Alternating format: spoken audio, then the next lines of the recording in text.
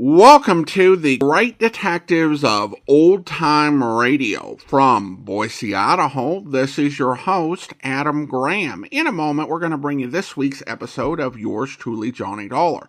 But if you are enjoying this podcast, I encourage you to follow us using your favorite podcast software. And remember, our listener support and appreciation campaign continues. You can become one of our ongoing Patreon supporters for as little as $2 per month at patreon.greatdetectives.net. Well, now, from November 24th, 1957, here is The Hope to Die Matter.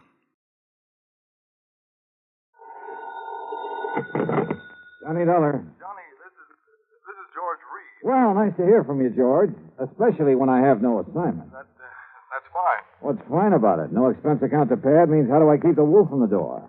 Unless, of course, Floyd's of England has a case for me. Huh? Well? Johnny. Yeah?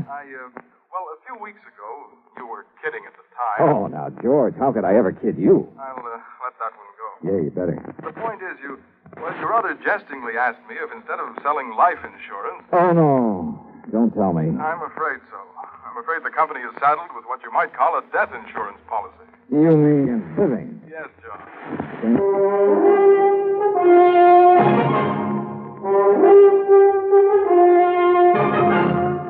Bob Bailey in the exciting adventures of the man with the action-packed expense account, America's fabulous freelance insurance investigator. Yours truly, Johnny Dollar.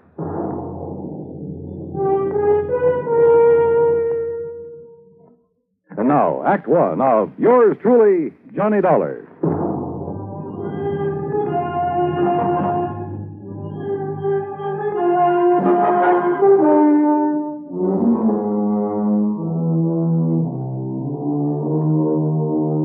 Expense account submitted by Special Investigator Johnny Dollar to Floyd's of England, American Office, Hartford, Connecticut. Following is an account of expenses incurred during my investigation of the Hope to Die matter.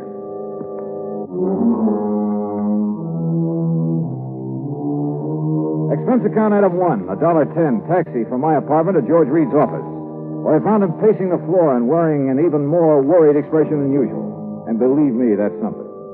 This thing has me so riled up, Johnny, I can hardly see straight. Well, you should have known better than to issue a policy like that, George. It was Harry Baxter. Baxter? He filled in here for me while I was on vacation. I should have known better. What'd he do? Sell a lot of policies that you shouldn't have to handle? No, just this one. And I swear I don't understand it. He of all people. All right, you said on the phone that it was kind of life insurance in reverse. That's exactly what it is. Explain, please. Well, usually, of course, we pay the face value of a policy when the insured dies. Right.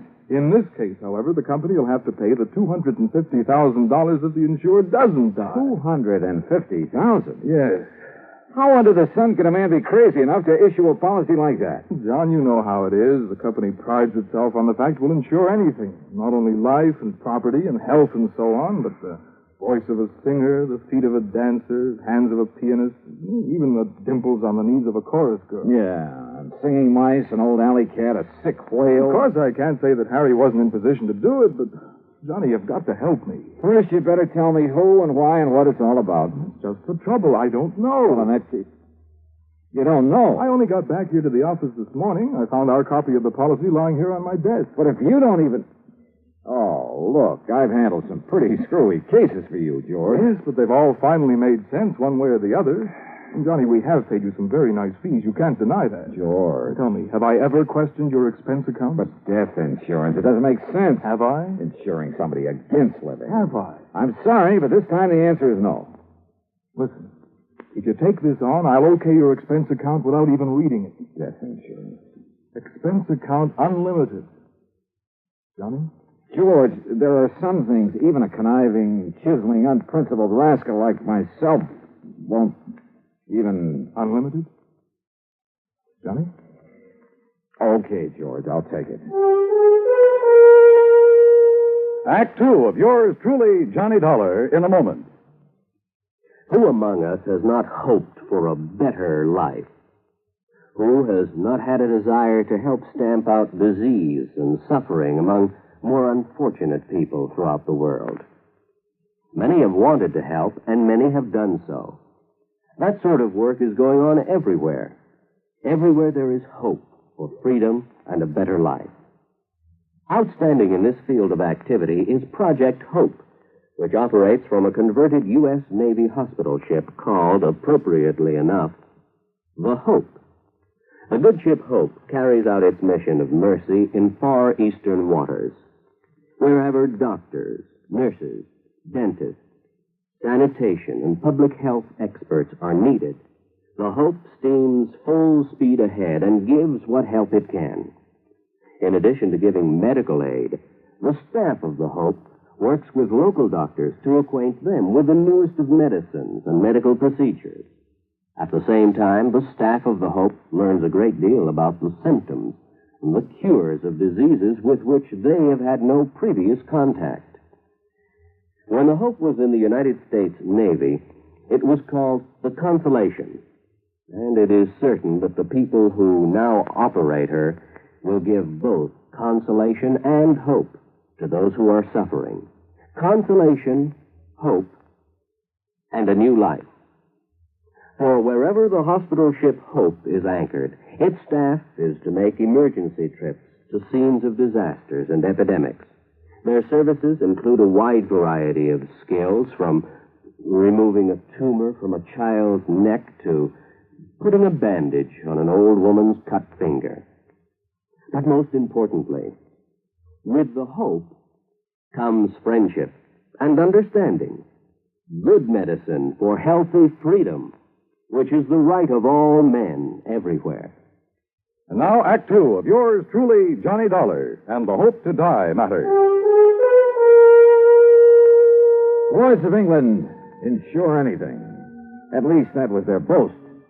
And now it looked as though it had finally backfired on them. Because somebody in the organization, some character named Harry Baxter, had issued not life, but death insurance. If it hadn't been for my friendship for George Reed, well, plus his promise of unlimited expense account, I'd have thrown the whole problem right back into his face, as it was. Thanks, Johnny, from the bottom of my heart. I'll never forget you for this. Believe me, George, I'll never forget you for this. And if you can get us off the hook... All I can do is try, so come on, give me the dope on it. Yes. Now, here. The name of the insured is Miss Mary Ellen Markham. Yeah, I got it. Where does she live? 514 East 52nd Street, New York City. Pretty fancy address. Yes. Okay. Now tell me why this Mary Ellen has insured herself against living. Well, that's the point, Johnny. She hasn't. Well, now, wait a minute. Albert Schwinner has. You mean somebody else took out this policy on her life? Or rather death? Yes. Holy. Well, what is this guy, a professional gunsel who's going to wipe her out and then collect? I suppose he's the beneficiary, too. Yes, he is. Oh, fine. Well, come on. Who is it? I don't know. As I told you, the policy was lying here on my desk when I got back this morning.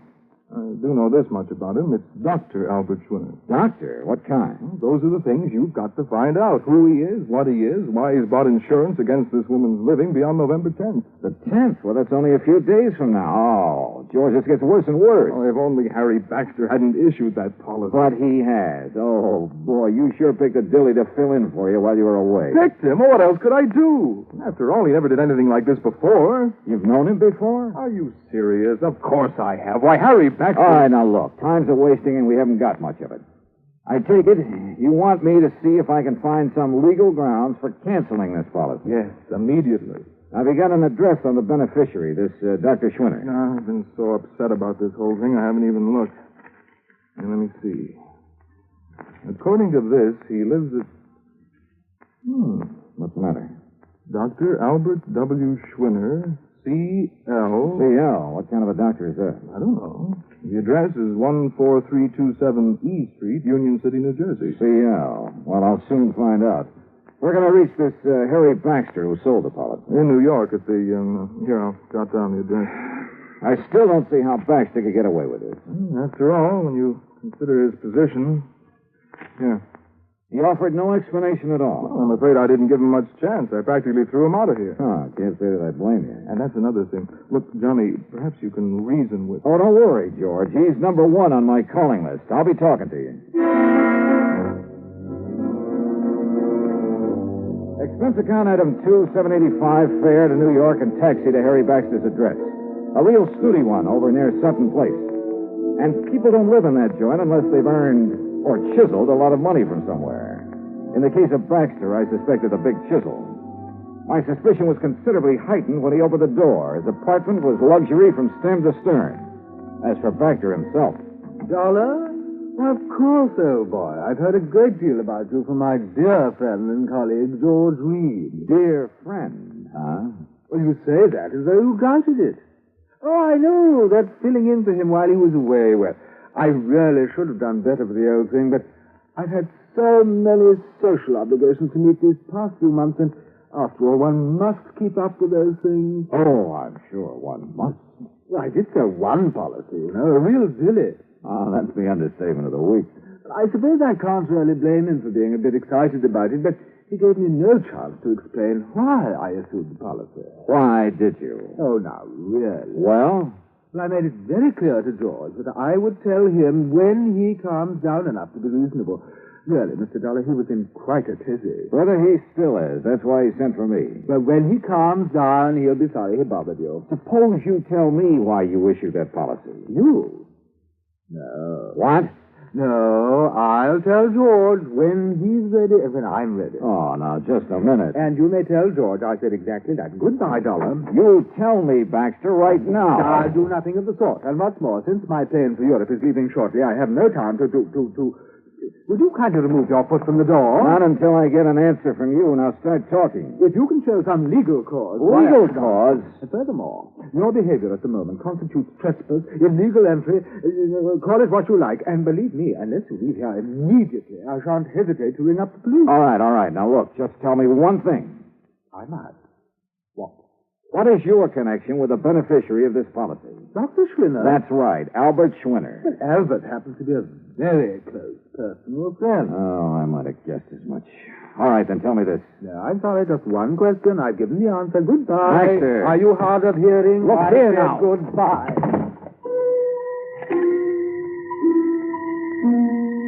Well, there was no point in trying to batter down the door of Harry Baxter's apartment, so I left. Downstairs in the lobby, I put in a phone call. That's item 3.55 to George Reed's office in Hartford. I'm sorry, Mr. Dollar, but he seems to have stepped out for a few minutes. Oh, well, then please tell him when he gets back that I want a complete rundown on Harry Baxter. Well, that shouldn't be difficult. Right. Having hired him, George shouldn't have much trouble getting that for me. That isn't what I meant, Mr. Dollar. As a matter of fact, I think I can tell you just Now, about let George do it. I'll call him back. Item 4.65 taxi to Mary Ellen Markham's apartment on East 52nd Street. A uniformed nurse met me at the door, told me I could stay with Miss Markham only a very short time, then led me into the bedroom. And there, carefully propped up in bed, lay a pale, wan, tired woman who looked to be 65 or 70. The room was full of flowers. You may leave us, Mrs. Haskell. I'll ring when I need you. Yes, Miss Markham. Sit down, Mr. Dollar. Thank you. I'm sorry I won't be able to speak with you very long. But as you can see... Yes, I can, of course. I'll get right to the point. You must know, I'm sure, that someone has just taken out a policy on your... Well, an insurance policy on you. Yes. And you're so smart. And so helpful, Harry Baxter. Oh, you see, I am suffering from a rare, incurable disease of the blood. I'm sorry. I don't have long to live. A few days, perhaps. No, weeks at the most. Excuse me. Well, you're getting the best of care, I trust. Yes. The very best. Now, what do you wish to know? You know a Dr. Albert Schwinner, don't you? I've known Albert for many years. We've been great friends. Then why does he take out a policy that indicates he hopes that you'll die? I'll die? Yes. What else could it be? Oh, you don't understand. Don't you see? Schwinner has bought insurance against your living beyond November 10th. Yes. My 50th birthday. Do you mean to say you're... The reason so. Yes? Sorry, you mustn't. Oh, I know. I'm tired. Yes. But just one more thing. Your doctor, the doctor who's taking care of you. Albert. Albert? The same Dr. Schwinner? Yes. Now you must leave.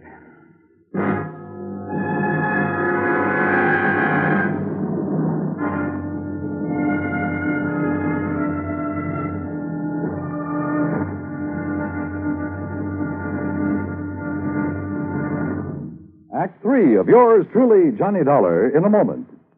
The American writer Christopher Morley once wrote, "When you sell a man a book, you don't sell him just 12 ounces of paper, ink, and glue. You sell him a whole new way of life," unquote. Now that goes double when you give, not sell, a book. But the gift of 550 books to little children increases the legacy tenfold. Near the end of 1960, the employees of the Chase Manhattan Bank started a people-to-people program with such a gift to school children of a town in Tanganyika. That's on the southeast coast of Africa. And to give you an idea how the books were received by the children, let me first quote from Francis Bacon. He's an English writer of a few centuries back. He said, "Some books are to be tasted, others to be swallowed, and some few to be chewed and digested." In the past, children in Tanganyika may have done a little tasting and chewing and a little swallowing and digesting, but there's one certain thing. They wound up devouring the books they received from the United States. And they did so much of it that they, the ones in high school anyway, were able to reach the level of English children their age and pass the exams at the same time. That takes a lot of book learning, as they say. Now, the gift of these books from the United States of America may have seemed a small thing to the senders, but the boys in Tanganyika who received them know that they've opened a whole new way of life. They've greatly increased understanding in the classroom of freedom, the right of all men everywhere. And now, Act 3 of yours truly, Johnny Dollar, and the Hope to Die matter. The little that Mary Ellen Markham had been able to tell me left me more puzzled than ever. I've never been given such a runaround of my life, deliberate or otherwise. But I didn't dare tax her strength further, so I left. Item 5, another 55 cents for another call to George Reed in Hartford. This time he was in. Yes, Johnny, I must confess I'm calmed down a bit, but the first shock of learning that Mr. Baxter had issued that seemingly absurd policy... What do you mean, seemingly absurd? George's whole thing has me in a tizzy now, a double-barreled one. Well, I tried to call Mr. Baxter a few minutes ago, but got no answer. I wanted to apologize, of course. Apologize? After all, since he's chairman of the board... Chairman of what board? The company, this company. What? I tried to tell you that this morning, but you didn't give me a chance. Harry Baxter is also the majority stockholder. Oh, brother. In any event, as I'm sure you can see, he must have had some good reason for that policy, and as soon as I can get him by phone... You won't. What? He just left for Europe. Where? I don't know, and right now I don't care. But if I can't contact him, Johnny, I don't dare cancel this policy until I've talked to him. And if Miss Markham should die before the 10th... Yeah, 250 G's. You've got to carry on. Would you like to tell me how? If Mary Ellen Markham dies on or before November 10th, Lloyd's of England pays Dr. Albert Schwinner $250,000 on a policy taken out by him. And he is her doctor with her life in his hands. And if there isn't something wrong with that setup, expense account item 6, $8 for a taxi to Schwinner's address in Union City, New Jersey. And there at last I learned what the CL meant behind his name. It was an abbreviation, for this was the Albert Schwinner Clinic, devoted to the study of rare diseases of the blood. But Schwinner wasn't there. He'd gone to New York to see Miss Markham. Item 7 sent us even for a fast taxi ride back there to Manhattan. As the nurse led me into the unfortunate woman's apartment, he was just coming out of the bedroom door. Oh, Dr. Schwinner, this is Mr. Johnny Dollar. Oh, Mr. Dollar, Harry Baxter told me I might expect you. Oh, he did, huh? Yes, he phoned me just before his plane took off for Europe. Pretty smart. You're an insurance investigator, aren't you? That is right. Oh, you may go in to see Miss Markham now, Mrs. Haskell. Very well, Doctor. How is Miss Markham, Doctor? Much better, thank God. Oh, why do you say that? What? If she dies before this week is out, you stand to collect a cool $250,000, don't you? I? No, the clinic. Isn't that the same thing? Hardly. Sit down, Mr. Dollar. Now, you're concerned about the rather unorthodox insurance policy that Mr. Baxter issued. I certainly am. I think you'd better let me tell you the reason for it. I think you'd better. At the onset of her illness some 15 years ago, the best doctors in the country gave her 5 years to live at the most. And that's when you came into the picture? Yes. Because of the devotion, the concentration of all our efforts to this one field of medicine, the clinic was able for the first time to give her hope. Her hope was justified. We have given her years of life. But now, wait a minute, Doctor. She told us then that if she could be helped to live until she was 50... And that'll be on the 10th? Yes. That would prove beyond a shadow of a doubt that our methods, our practices were right. That we could prolong and possibly ultimately save not only her own, but thousands, perhaps millions of lives. Therefore, she agreed that if she reached 50, she would make an outright gift of $250,000 to the clinic and its work. Money which is much needed, by the way. But then it began to look as though she might never reach 50. Yes. And she suggested this unusual insurance policy on her death rather than on her life. Let's see. But why Harry Baxter, chairman of the board of the insurance company, its biggest stockholder, whatever? I don't get it. Baxter's own mother died of the same disease, Mr. Dollar. Oh. Of course. Then he knew how necessary this money is to the clinic. Yes. And let's face it, Baxter is something of an eccentric. And that's the reason he chose this offbeat way to make sure you get the financial help you need. Exactly. Then, if I try to get this policy canceled... A great many lives in the future may depend on its remaining in force. Of course, if you feel it's your duty... Doctor, my duty as I see it is to do just exactly nothing.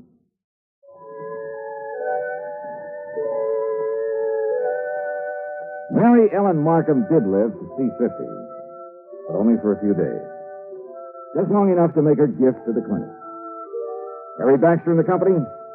Well, Harry came back from Europe, and he said he found some, quote, mistake, unquote, in the policy that requires the company to pay off on it anyway.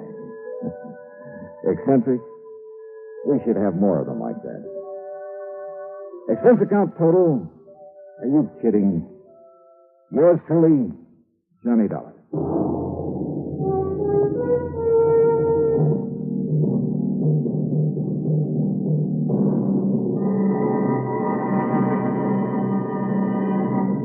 Now, here's our star to tell you about next week's story. Next week, an old folks' home in a beautiful spot in the country. A beautiful spot for murder. Join us, won't you? Yours truly, Johnny Dollar.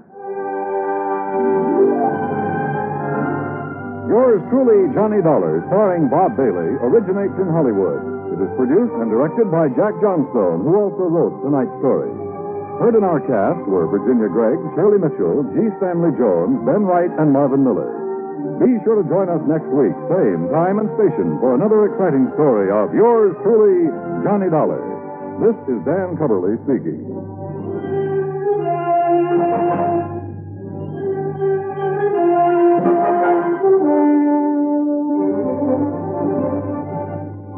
This is the United States Armed Forces Radio and Television Service.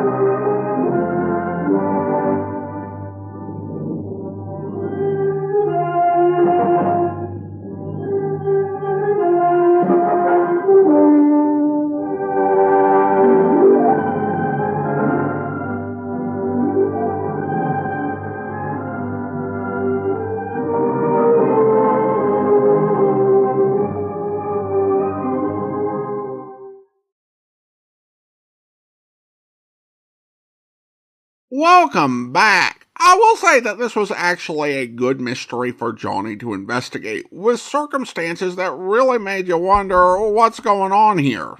And the end really does have emotional resonance. Cancer, the threat of cancer, and the vital work being done to cure it is something that really speaks to so many of us. I don't think there's anyone who's listening who cancer hasn't touched in some way.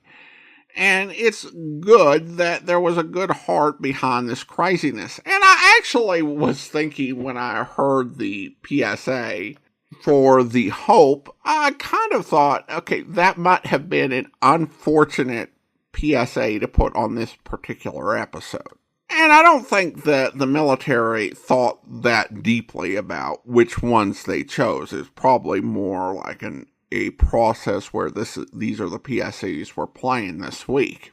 But with the way it ends, it turns out to be maybe a little bit of a serendipitous PSA, as it actually fits in the spirit of the story.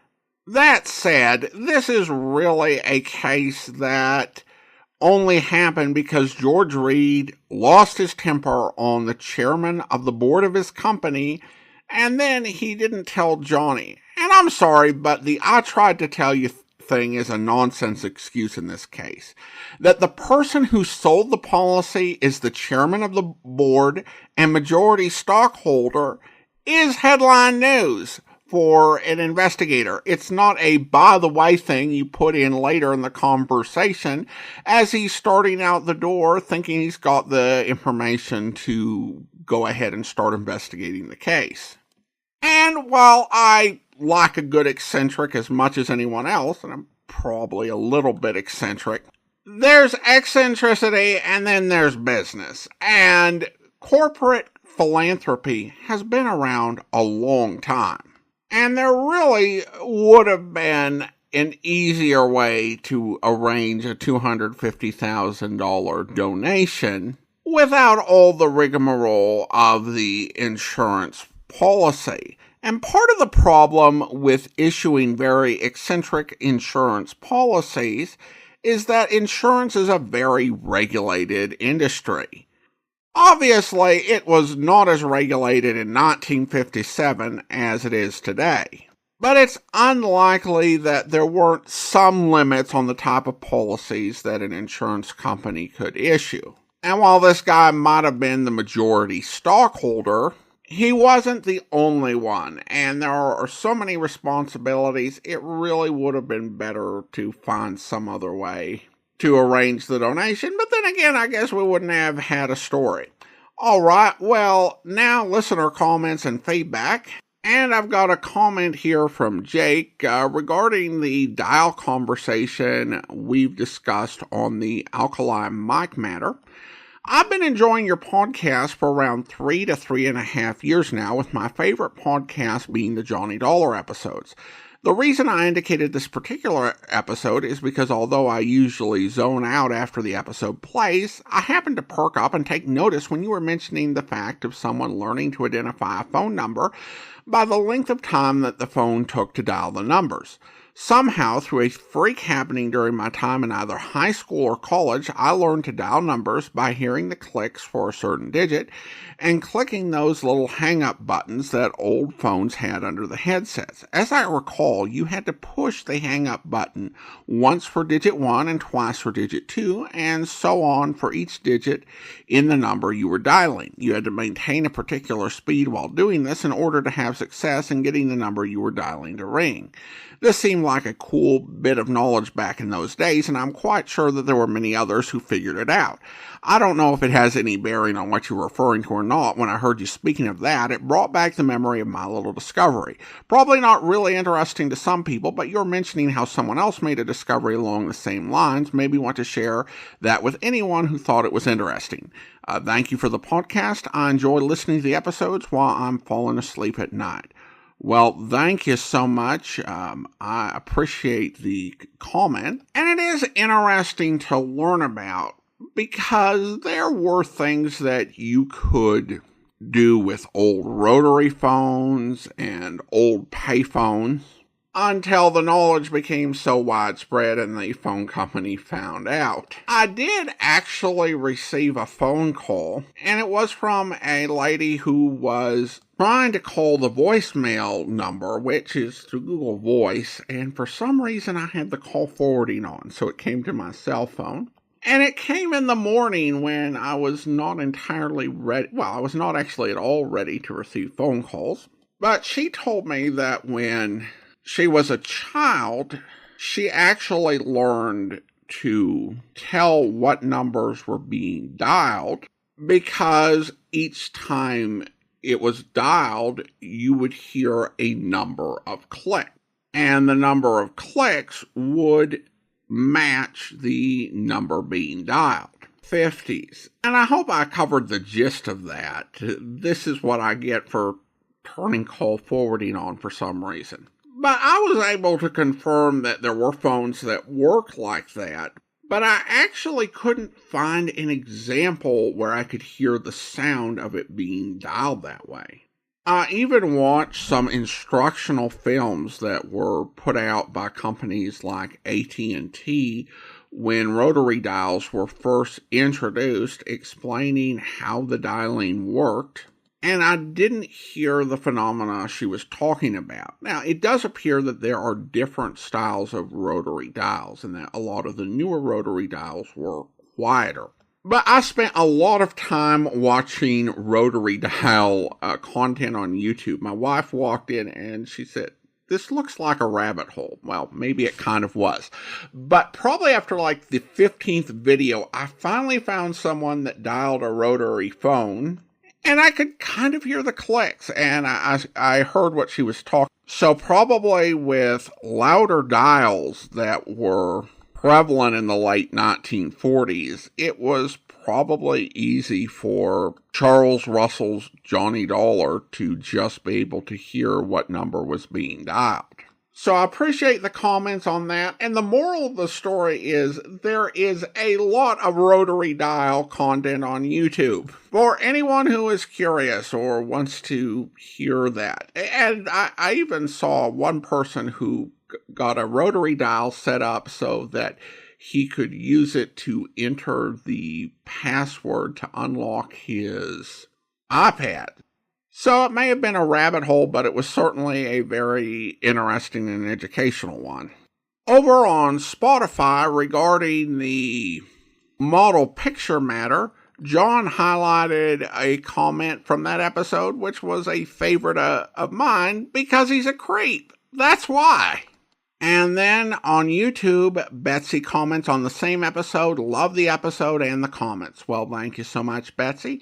And now it's time for us to go ahead and thank our Patreon supporter of the day. And I want to go ahead and thank Emily. Emily's been one of our Patreon supporters since February 2020, currently supporting the podcast at the rookie level of $2 or more per month. Thank you so much for your support, Emily. And that will actually do it for today. If you're enjoying the podcast, please follow us using your favorite podcast software. And if you're enjoying the podcast on YouTube, be sure to like the video, subscribe to the channel, and mark the notification bell. We'll be back next Friday with another episode of yours truly, Johnny Dollar. But join us back here tomorrow for Dragnet, where... How was your father when you left him, Miss Jarrett? In pretty good mood? Oh, he and Keith were arguing as usual. After a few drinks, they always argue. Anything serious? I don't know. Keith had some debts. He wanted Dad to pay them off. There's one thing I'd like to ask you, Sergeant. Yeah. I read the story in the paper, that gun you found in my father's car. Was it a nickel-plated revolver, a .32? Yes, that's right. There were 2 shells fired. Funny. Dad hasn't had that gun for a year. Reason I know is because after my divorce, I moved into this place alone. I thought it'd be a good idea to have a gun around, so I asked my father for his. Yeah? He told me he'd given it away already. He didn't have any more use for it. Who'd he give it to, do you know? Told me to give it to my brother Keith. That was almost a year ago. Oh? It must be a mistake. Keith had the gun. How could they find it in my father's car? Well, maybe Keith can tell us. I hope you'll be with us then. In the meantime, send your comments to box13@greatdetectives.net. Follow us on Twitter @Radio Detectives and check us out on Instagram, instagram.com/greatdetectives. From Boise, Idaho, this is your host, Adam Graham, signing off.